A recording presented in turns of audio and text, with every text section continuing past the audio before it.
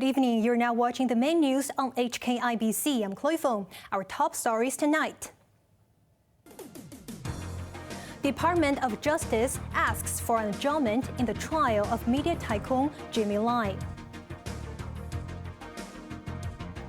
Protests continue in mainland cities as the government looks to reform its pandemic control measures. And Rishi Sunak takes aim at China in his first foreign policy address.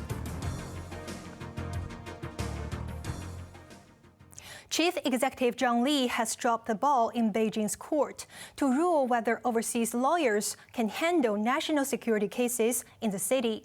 This comes as the Department of Justice asks for an adjournment in the trial of media tycoon Jimmy Lai to allow Beijing some time to make the decision. Janice Low reports. Andrew Zheng did not respond to media questions as he arrived at work this morning.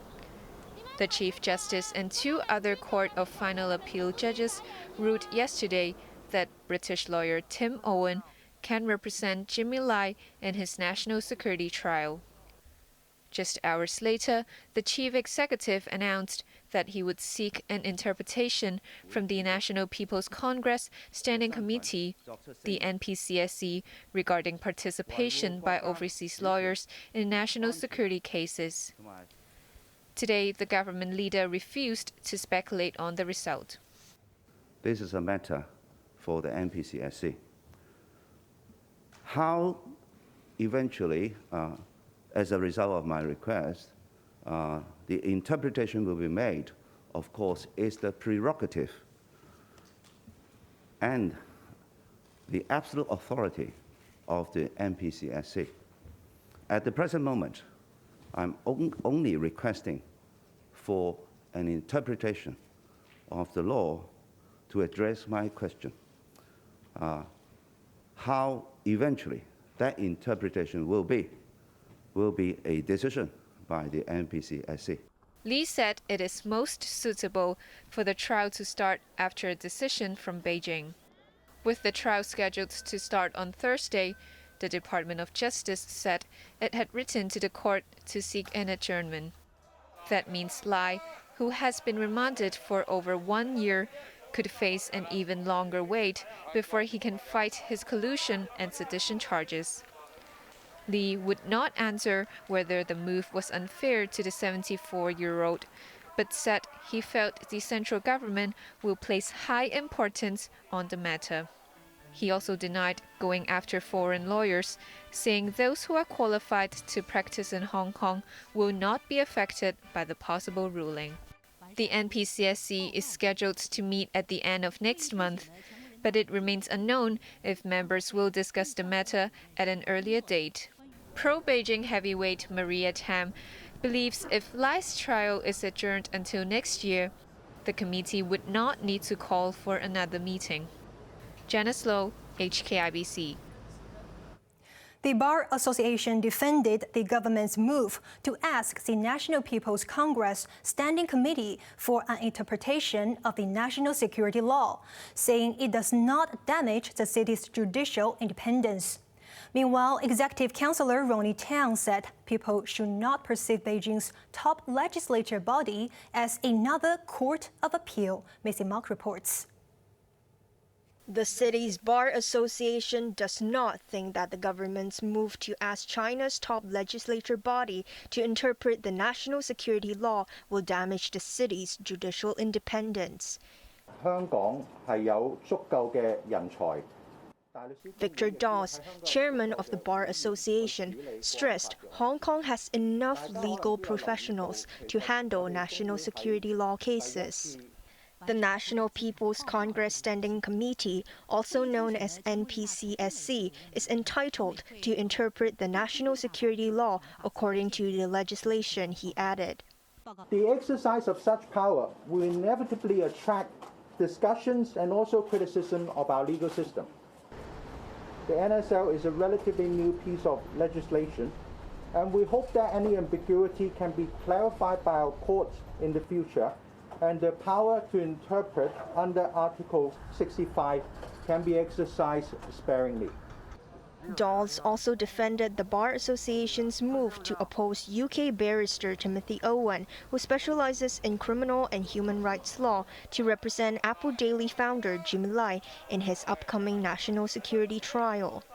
We have certainly followed our usual protocol, and I don't think there's anything that we should be regret about. The request for the interpretation of the law was prompted after the Court of Final Appeal rejected the government's bid to deny Owen's admission to the court. Executive Councillor Ronnie Tong, the former chairman of the Bar Association, said NPCSC should not be perceived as another appeal court. Powers held by the two bodies should complement each other rather than clash. He also defended the government's move, saying overseas lawyers are hard to monitor in case of any malpractice, and unlike local lawyers, they are not members of the city's two lawyers' associations. Maisie Mock, HKIBC. China's top health officials are not backing down on the strict COVID policy amid large-scale protests. Instead, they are calling for local governments to refine on its lockdown arrangements. Here's Maisie Mock again.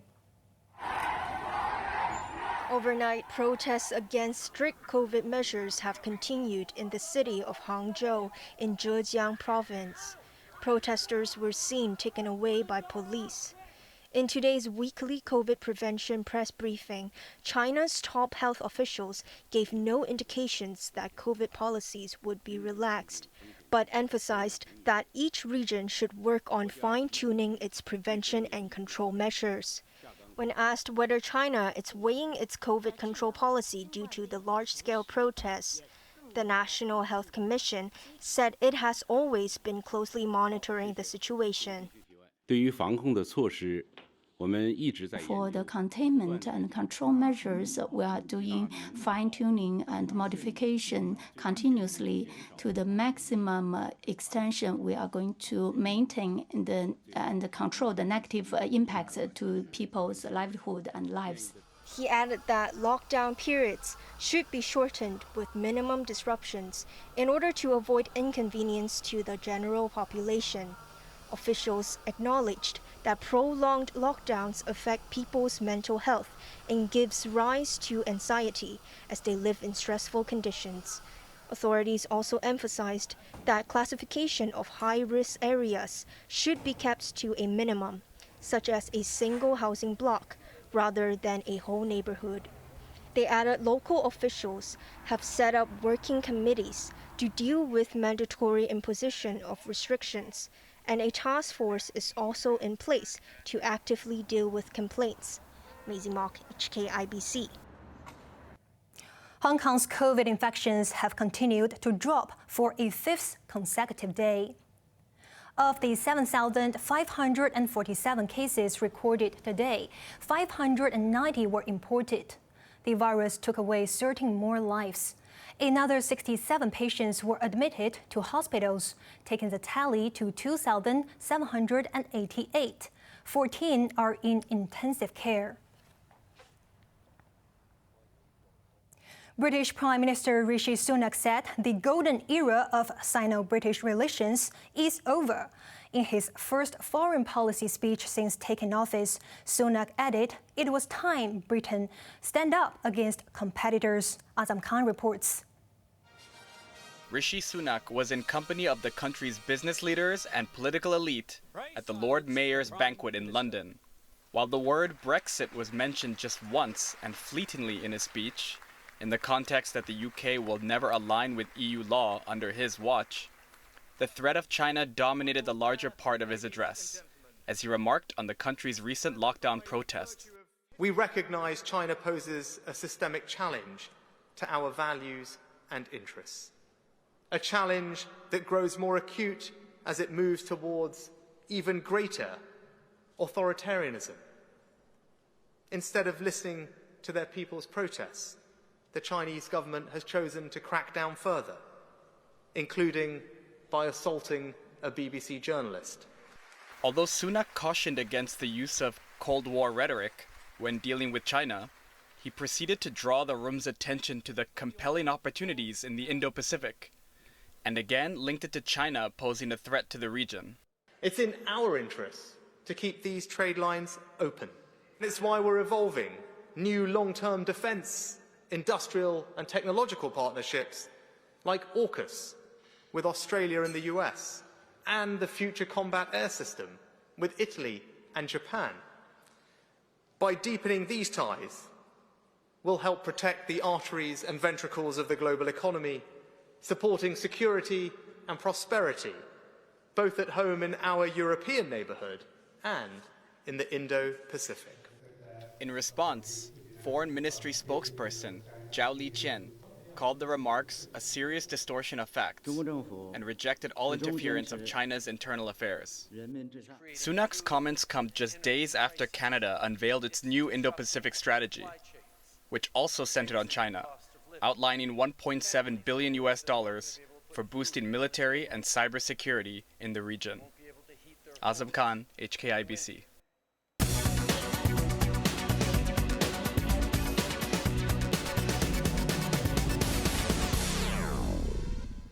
With China seemingly doubling down on its zero-COVID policy, foreign businesses such as Tesla and Apple are said to be contemplating moves to set up production lines elsewhere to minimize risks. Raymond Yang reports.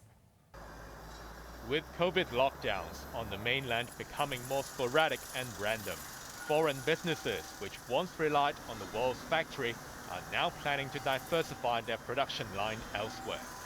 Just last week, Elon Musk appeared in a virtual meeting with South Korean President Yoon Suk-yeol, during which the Tesla boss expressed his intention to build a second gigafactory in Asia. While Tesla's gigafactory in Shanghai is capable of shielding itself from the impact of lockdowns by using a closed-loop system where workers sleep on site, the plant was still prone to logistical disruptions. Sensing the massive opportunity, Yoon said his government is ready to offer tailored incentives for the electric car maker. In an interview with Reuters, the president did not specify what advantages he would provide. But he brought up the issue of union strikes in the country, which he described as militant at times, and pledged to end the culture. Tesla already procures many components from South Korea, most notably LG batteries for its vehicles. Apple, on the other hand, may also shift production of its MacBooks to Southeast Asia. According to media outlet DigiTimes, Apple supplier Quanta Computer was said to be surveying workers over a move to northern Vietnam. The Taiwanese manufacturer, which runs factories in Shanghai and Chongqing, declined to comment. If confirmed, the shift would follow earlier moves by the tech giant to set up production lines outside China for its gadgets such as the iPhone, AirPods, and Apple Watch. Raymond Yang, HKIBC. And now let's take a look at the markets. The Hang Seng Index closed up 906 points. Top 10 active stocks, tracker found up 90 cents, Meituan up $16, and Tencent up $15.80. Ping An up $5.40, JD.com up $20.70. Forex trading against Hong Kong dollar, the euro is at 8.10, British pound at 9.38, Australian dollar at 5.26. Moving on to the UK market, the London FTSE is currently up 53 points. On to the weather now, turning cloudy tomorrow as temperatures begin to fall. Expect a low of 15 degrees tomorrow and 13 degrees in the coming days. Now let's take a look at the weather around the world.